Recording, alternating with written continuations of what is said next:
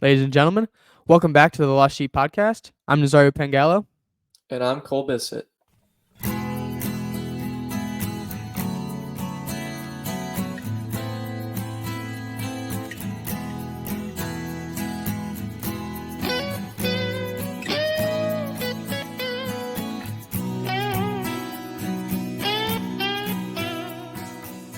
And we have returned for episode number 18, back-to-back weeks. We did it after missing a week. Saturday morning, we've only got one day until it's supposed to be released. Procrastination at its finest, Mr. Cole Bissett. Yeah, started off this week and kind of forgot that we had to record Monday, Tuesday. So I'm glad you mentioned it on Wednesday because I probably would have forgotten for the rest of the week. But yes, we are back, and we're going to go ahead and talk to you guys about the plans for this podcast for the rest of the summer. So obviously, as you can tell, we're struggling to get an episode out every week. We both have literally polar opposite work schedules, and he's an hour ahead of me. So it is very difficult for us to find time, for this podcast, but we're trying to make it work. We really enjoy doing this. Now, work may drain us, and sometimes we just aren't able to do it. But our plan and what we're going to do for the foreseeable future is we're going to try to get an episode out to you guys every Sunday. All right. It may not happen. So if you don't see an episode from us on a Sunday, we apologize. It just didn't work out that week. But we're going to try to make it happen. We're also going to try to squeeze in maybe 2 episodes one week, or if we have a really easy off week where both of us are available, to have one in reserve. But our plan is just to put one out when we can put one out. So just be patient with us. We promise we're trying. This is like our chance over the summer to like continue with our faith, and so it's kind of a big deal. So please be patient with us. We are trying. So Yeah, absolutely. Thank you for that, Cole, and thank you for you guys for sticking it through with us and being our full-time followers. Whenever you see an episode out, whether you watch or whether you listen, make sure you subscribe to the YouTube channel, follow on all the podcast apps. Don't forget about Instagram. Cole loves posting on Instagram. Got a lot of reels over there. If you don't like, listening to the whole thing, there's some short clips over there as well. Also on YouTube, there's some short clips too. But Cole, it's been a week since we did the last podcast. How's work been going? How's life been going? it's been pretty good. Chaos, but that's the usual. I say that every week. We started haying Monday, and I cut all day Monday. Tuesday, I wasn't expecting to cut, but then I cut all day Tuesday, and then Wednesday I sprayed, and then Thursday or was it Friday that I had the day off? I did something Yeah, else, and then Friday I had a day off. Wait, what's today? Today's Saturday? Saturday. Okay. And then Friday I had the day off, but then I got called into work to help because it was chaos, and we were literally storm chasers for the day. So I sent my grandfather a reel, and it was a free bird in the back, and it was a tractor going 30 miles an hour drifting on the fields, and it's like what all the farmers do when they finally see 3 days of dry hay. So I thought it was funny, but we are that's kind of what we were all week, we were trying to chase the storms, get done before they could get here. But and then I managed to get a reel out, like Nazario said. I like to do those; they're a lot of fun.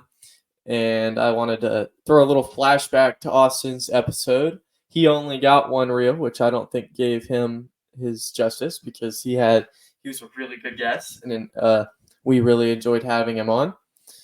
We're gonna try to get more guests in the future. I know we have a couple people in mind and a couple people that have asked and probably will be lined up very soon. I'm going to try to get a buddy of mine on in the next couple weeks before he leaves. And yeah. What about you? How was your week, Nazario? Today will be the 6th straight day of work for me. My work is a little bit different than yours. That's another reason why, schedules are different. I do sports media, so I'm writing for a newspaper here. I'm writing for an Alabama site as well, and then I also do play-by-play for my high school's sports teams.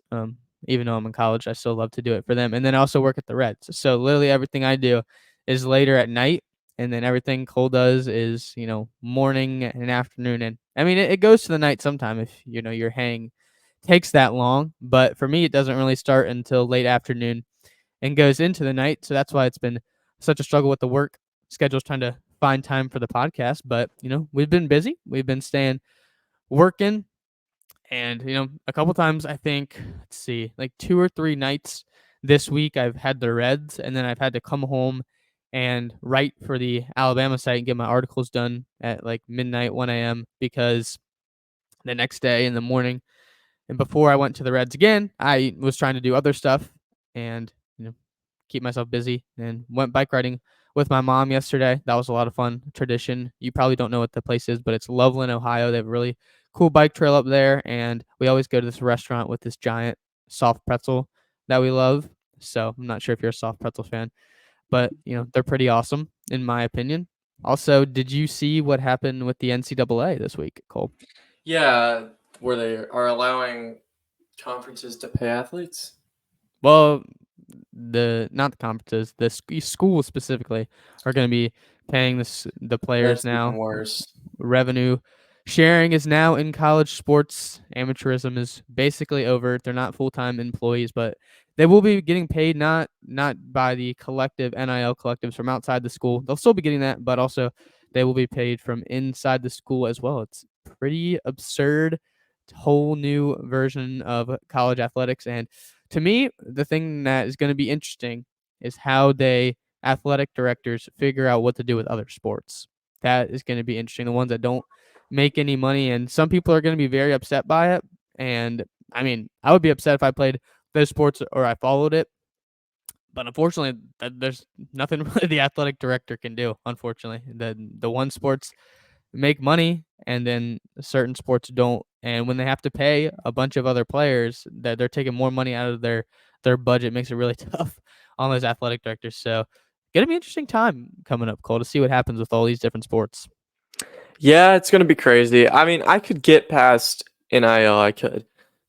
You and I had a very healthy debate on it, and it was in the end I kind of understood your points a little more than mine. Obviously, you know more ball than me, so figured I'd let you give more pointers than I would on it. But I could get past NIL. I still wasn't the biggest supporter of it, but I could get past it. But I think this was too far. I think what's going to happen, like you said, other sports are going to want this equality, and it just isn't possible, especially in college athletics, because all the other sports, I mean, most of them are just barely getting by. I think football is the one that kind of produces the money for a lot of the athletic department at most colleges. But it's just something that athletes are going to have to suck it up. I just don't know how it's going to pass in today's society where everything has to be equal or it's too much. So I have no idea how that'll go. I'm Yeah. I'm very curious. They had a whole settlement, this whole lawsuit over NIL that led to this new conclusion, this new world that we're going to be going into. And they just did not make any ramifications or talk about any Title IX settlements and how that's going to work with this. They just were like, we'll figure it out in the future, which to me, that seems like a very dumb idea to just neglect that completely. And it's going to be utter chaos even more for a little bit while I try to figure it out. But I don't, it's crazy. It's a whole new world of college athletics. It's a whole new world all around us. And let's flash it back. Let's go back to a man who really honed in the hip hop world while he was still alive. He's no longer with us. God rest his soul. And we're gonna go with a man who raps. His name is Tupac. Don't know if you guys listen to him. I'm not even sure I know any of his songs, maybe a few. But he gave us this beautiful quote. Cole, would you like to tell us our quote today? Yes, like Nazario said, Tupac has made a huge impact on the hip hop slash rap industry. One of the most renowned artists of his time. Now, he has a lot of morals that we may not agree with, but that's what we're here for. We're here to break his stuff down and generalize it towards Christianity. And he was a Christian. So it's a little easier than it is with other people sometimes breaking down their quotes. And this one's really, really straightforward and I think hits the point. So to go straight into it, this is from Tupac. Only God can judge you. I'm gonna say it one more time, just for clarity. Only God can judge you. All right. So what does that mean? I think we've talked about judgment a couple times on here. It's been little slight subtopics. We've never really gone into it to its full extent. I know we talk about perfection, we talk about sin, we talk about not being ashamed of sin, we've talked about moving past sin. Yes, last week we talked about being a saint and being a sinner and the difference between that. And now we're here to break down for you guys judgment. So if you haven't noticed, trying to slowly go through salvation story, how you're getting to heaven, and just breaking down some of the pieces, because just like we want to present these to you guys, we want to present it to ourselves as well. So this is a chance for us to learn how to get to heaven also, because when we talk, a lot of this is not pre-planned, and so it kind of just flows. And so what it's allowing us to do is it's allowing us to learn from each other and from you guys. So to start it off, I'm gonna go ahead and quote some scripture. Let's quote some scripture. Let's bring it out. First one, I'm gonna go straight to Matthew chapter 7 verses 1 through 5. This is just a little brief summary of it, but it says, "Judge not, that ye be not judged." All right, so it's essentially telling you not to judge. Now, why are we not allowed to judge? What's wrong with that? What's wrong with judgment? We weren't created to be the judge. That's not our job. We're part of the crowd in a law room. We're not the jury. God's and Jesus and the Holy Spirit, that's your jury. We're just participants in the world, right? All we can do in the crowd is help the sinner that's in front of us get to heaven. No, we can't judge him, but all we can do is talk to him, help give him peace, and help him move on. So it's important to realize that when you're talking to people and and it's funny, it's not really funny, but like a lot of times people talk about murderers and serial killers and they're like, those are the worst people ever. They're such scumbags. They should be straight to hell. And that's not always the case. Sure. And I'm not like trying to say murder is good. It's not at all in any way, shape, or form. But what we need to realize is that we can't judge those people based purely off their action. We can judge their action, not the person, right? When you're talking about sin and you're talking about a person, you cannot judge the person, you can judge the action. That means loving the person, hating the action. Because we don't hate people, we hate action. I'm going to send it back over to you. What you got? So the first thing that pops in my mind when I hear this is a song quote. I don't know if this is him speaking in this, rapping in this song, and if they took this quote from him, but the exact same words are used in a song during the movie Fast and Furious. I don't remember which movie, but all I remember is "Only God can judge me." I don't remember which movie it is. If you're a Fast and Furious fan and know that, awesome. But I thought no better way to first relate it, and I just realized this right now, than by that movie. And so, if you don't know what Fast and Furious is, it is basically these people in LA. And first, it starts off really with street racing and the street racing world that there was over there, and then eventually develops into how these people, these street racers and these drivers, kind of engage in criminal activity, whether it's stealing, like from like these transports, or just going to stores and stealing. There's just criminal activity in it. But at the end of the story, like after all these movies, the main theme is the family that Dominic Toretto kind of builds around himself, and the group of people that goes along throughout the whole entire movie, they stay together, and they're basically this family. Even though that at a good point in their life, they have done criminal activity and done things wrong. And the reason this quote relates to this is because the movie kind of it does make them seem like they are still good, and they're is it protagonist? Is that the good side? Or is it Yeah, antagonist? antagonist Protagonist? is the bad. Okay. They are the protagonist in the movie, even though they're doing, wrong things in the movie. And this song says only God can judge me. And if you go into the mind of the main characters, especially Dominic Toretto, they show faith in the movie. And sometimes, in a lot of different ways, people change God and, his judgment and his commandments and laws to adhere to their way of life.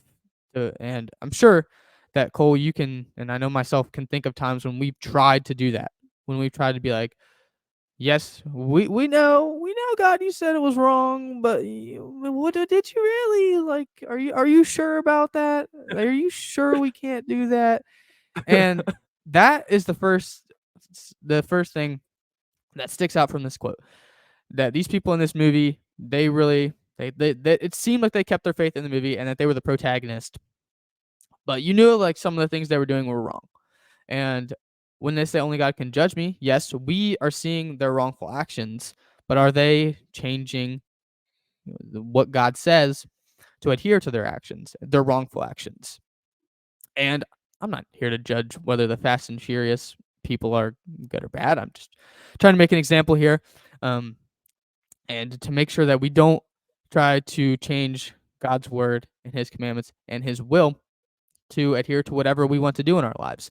And this is challenging. I completely understand and relate to other people out there that may think that it is challenging sometimes when God says things that really come across for maybe their first time hearing it, and you're like, what, we have to do that? And you're used to a whole different way, and it's really hard to change and to adjust to that, especially when we've grown up in a world that I'm not really sure that there's many commandments from God that are being followed in the majority of the world, the mainstream population. And so when you're not growing up around it and you maybe hear a new commandment or different things like that, it can be very tough. And we can't change it. It's was back then, it is right now, and it will be in the future. What God wanted for us 2,000 years ago, 4,000 years ago, He still wants for us now. And the way to do that is it's still the same. His commandments are still the same. And although there are certain ways that commandments are related to the now time, because obviously 2,000 years ago, some things are going to be different, but the main message, the main commandment should never be changed and adhered to. And when I'm saying this, I'm speaking to myself as well. Like, I completely understand out there, guys, that this is hard and that you want to try to find your own way to do things, but that's when we really have to stay strong and believe and trust in Him and His will. And only God can judge me, you, us, all of us, because He is the only one who is perfect and created a perfect will and commandment. And so He's the only one that can do it, and He's the only one that knows what to do. And we just have to keep pushing through with that and trusting in that. We got from Fast I and Furious all the way over to that. So Yeah, I'm not as much of a Fast and Furious fanatic as you are. I haven't don't even worry, watched 1 don't yet. worry. We are getting there. You will love it. I think Would you you actually and will. Gil make me watch it? Like, would y'all sit me down and tell me I'm watching the saga? I mean, I wouldn't make you watch the entire saga in one sitting. I'd probably make you Well, yeah, watch yeah, like the yeah. first one and see what you think. Yeah. They're What movie solid. did I recommend to you this week? There was one that was out there. What was it? I said it was Uh, good. look, Inception. Watch that movie. I told you I'm watching it with you, dude. No, that's true. It's so good. It's such a good movie. Anyways, we got off track. Sidebar. Um. Oh, I gotcha. So my dad and I had a debate long time ago. Long time ago. We talked about, you and I love spiritual warfare, and we love talking about it because it's one of the most entertaining topics out there. It's a lot of fun. But we were talking about heaven and hell. We were talking about what hell was created for. Now, a lot of people get this twisted, and a lot of people are like, "Why does God send you to hell? What did I do to deserve going to hell? Why did God send me there? If he's so loving, why would God send me there?" God doesn't send you to hell. Right there. God doesn't send you to hell. You send yourself there. Right? Hell wasn't created for you. It wasn't. It wasn't created for any of us, actually. Hell was created for the fallen angels when they lost their battle in heaven. When they revolted, hell was created for them. Right? Humans on earth are designed, and it's said we're designed for union with God. So what does that mean? We're designed for heaven. We're created for heaven, right? We're given this love to end up with God in heaven. That doesn't mean that there's not a chance that we won't make it. That's up to us. It's our job, right? So what we can do, don't judge others, right? Sit down, talk to somebody who's struggling, and be like, man, I see you need help, and I'm totally willing to help you. I'm in the same boat, and I can relate to you, and I can help you grow. That's what you need to do, right? And it goes back. Don't judge the person, judge the action, right? We can't. The action was given by Satan to us. And what does Satan want to do? Satan makes it a temptation, right? Everybody has these temptations come to their life, and everybody struggles with different things. So don't judge that person, right? Because you fall into different sins. It just may not be the same kind, right? So you can help somebody go through it. Always be encouraging of people, because what are we under God? We're all sons and daughters of Christ, right? We're all sons and daughters. This means that we're all in union trying to get to God. And so why in any way would we discourage somebody from that journey? So just I struggle with that a lot too. Judgment is a very hard thing to not do when you're talking to somebody who's done bad things, because it's just like the immediate reaction is just to be like, man, I don't know, like I don't know. But our first reaction needs to be not I don't know, I don't know if I should talk to him. He's kind of messed up, or it should be like, I see that action. I know it's a messed up action, and I want to go help him fix that. That should be my thing. I want to go encourage him and help him get through that. That should be your first reaction. And I need to work on it too.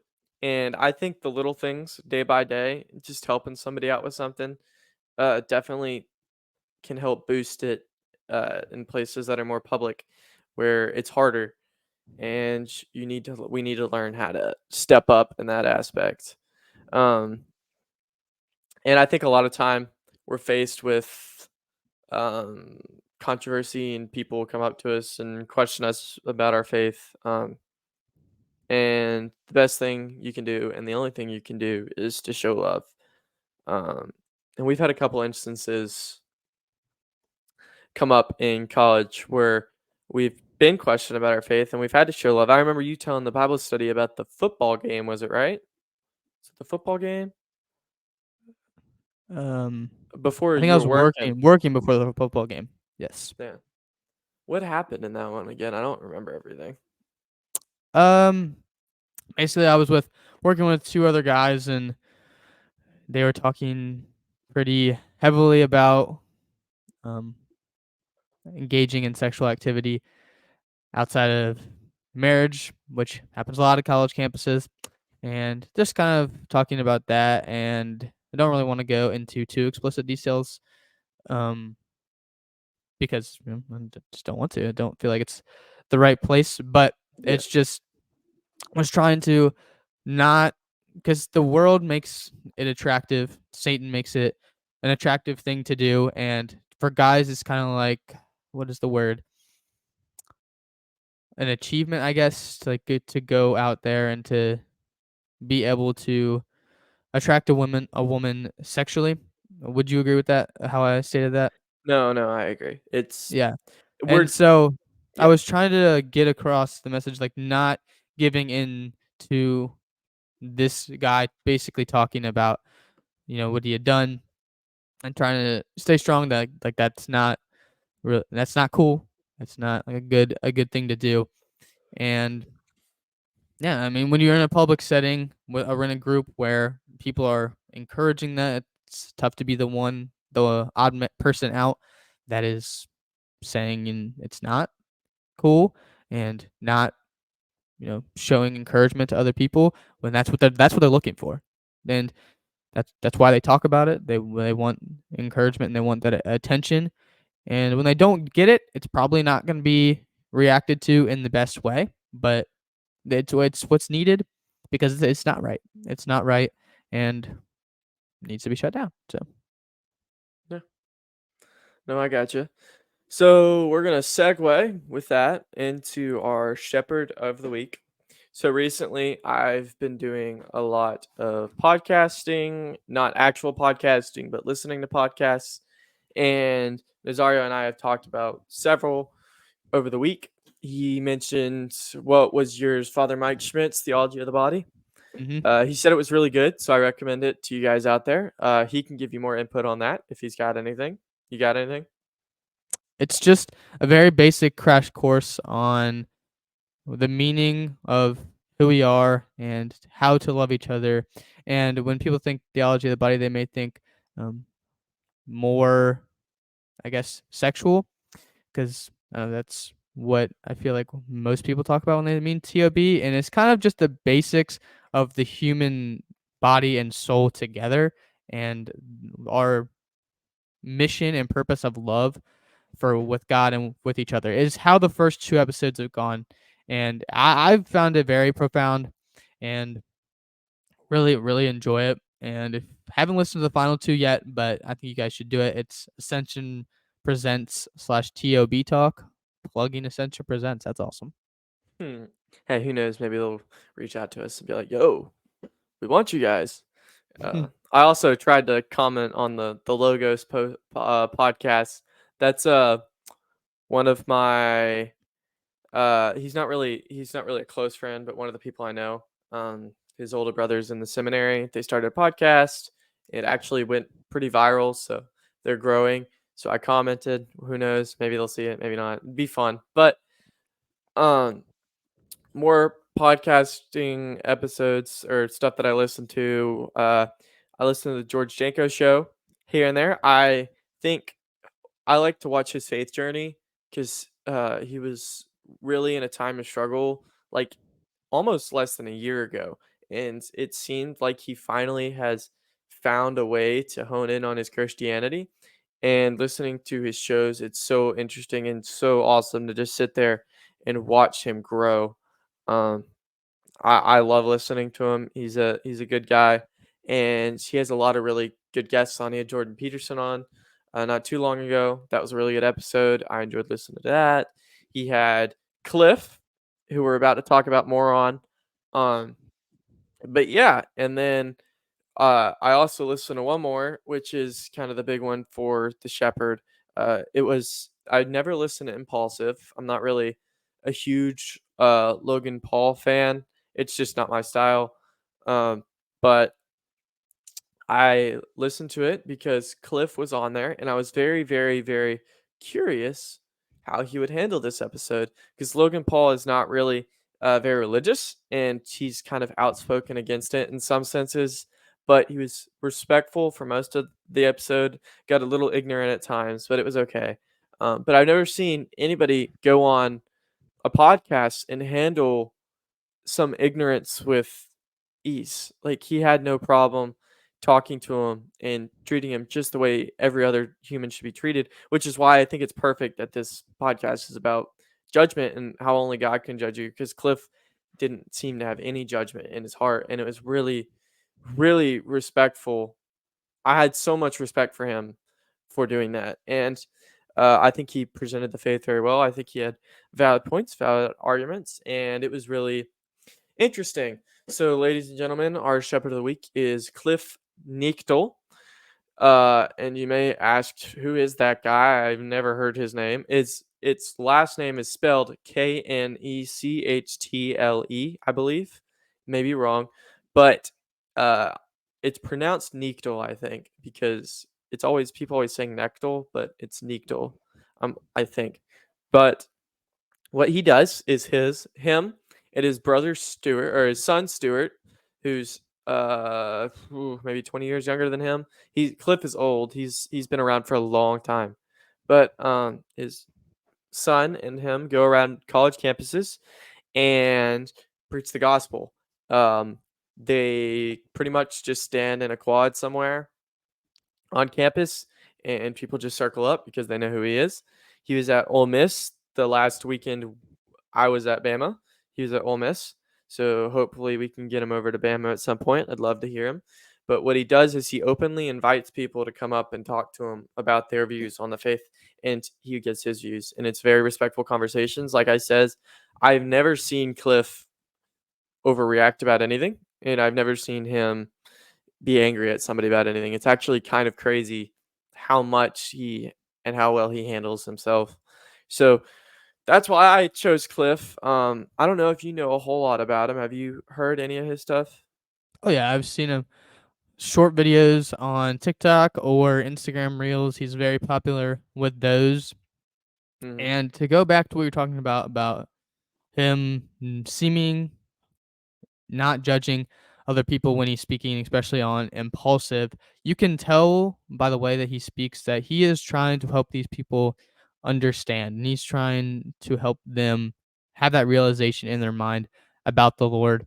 And one thing I think this is more pride than I would say judgment. And it's that when we are having faith conversations with someone who either is not a believer, um, and we're trying to win an argument. And while Cliff is trying to win an argument because the person is going back and forth with them and trying to prove his points, that is not his purpose and his goal. It isn't to be like, oh, I beat you in this argument. And that's probably my favorite thing about him is that he's just trying to really help these people understand while he pretty much responds to every what is the word?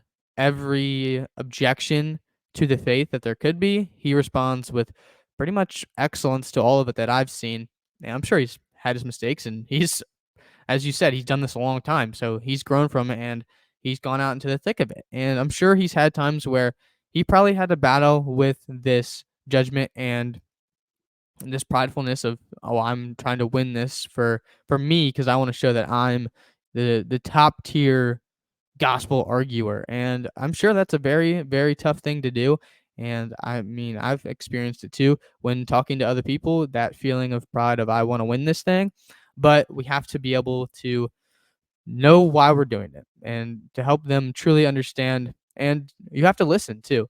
And you have to be able to understand their side, what they're going through. And I think he does a great job of that as well, understanding what these people are and who they are and how to relate to them and make them understand. He's made a lot of different analogies in all of his years that are incredibly interesting to listen to.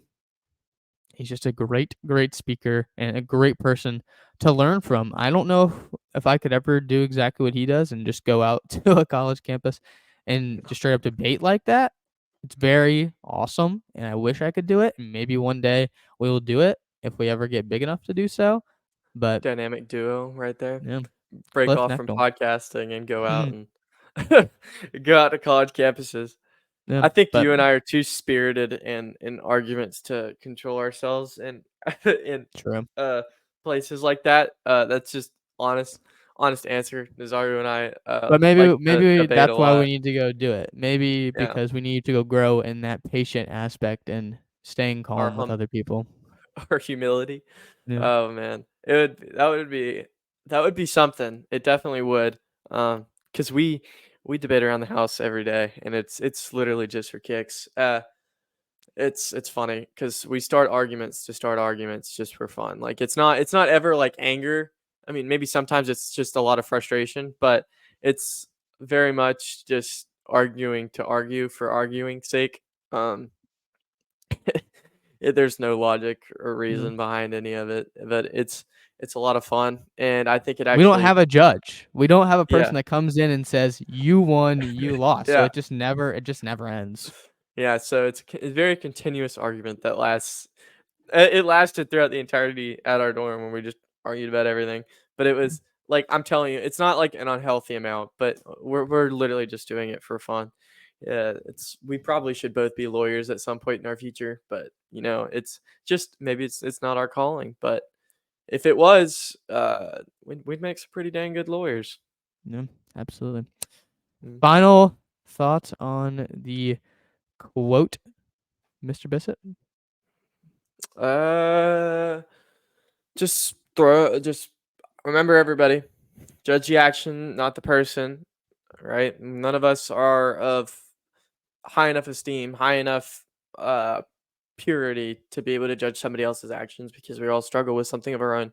The only people who ever uh, were born without sin, you have Jesus and you have Mary. So remember that we are not we are not either of them. So can't really judge other people for something that we do.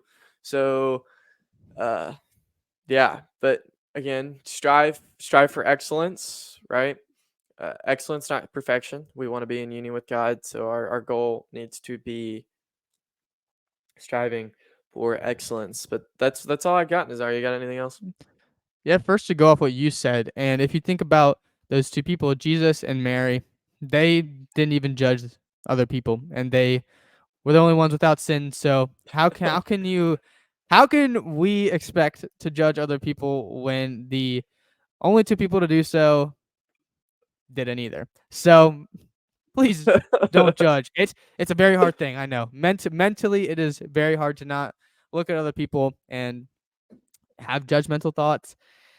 But we must remember, and this is one thing that when I've grown up and matured, I guess is the word, and gone to Bama Catholic and been roommates with Mr. Bissett, and it's to learn that we truly are all sinners in the most similar ways for most of us. Most of us sin in very similar ways, but the biggest thing is to know and to be vulnerable with other people because they've gone through very similar things as you and you can relate to them in different ways. Some people, they've sinned in completely different ways than you. Some people have sinned basically the exact same way. And we need to let go of the fear of letting people know our mistakes and our sins because none of us are perfect and none of us should be judged by each other except by God. Obviously, people are going to judge us. It's just going to happen, human nature.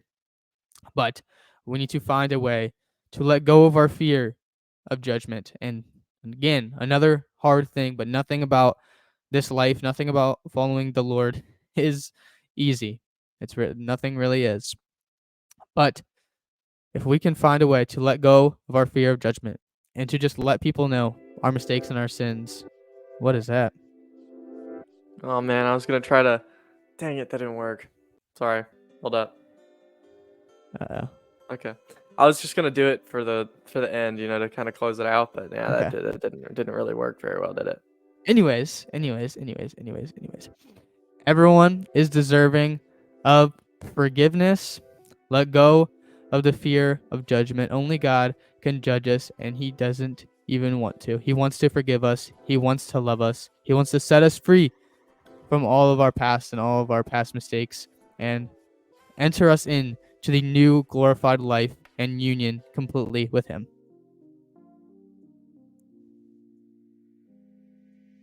With You that gonna say being anything? said, everyone. With that being said, sorry, this is not gonna be the greatest closer. I'm sorry, but anyways, with that being said, please remember, subscribe, follow, whatever. We want to continue doing this, and we love y'all's support. It means a lot to us. Like seriously, a comment, like anytime a comment pops up on YouTube, I'm like freaking out. Like I just love reading stuff. So please support us. We love doing this. and we try our very best to give y'all as great content as we can produce. So with that being said, we will see you guys later. Remember, judge the action, not the person. God bless.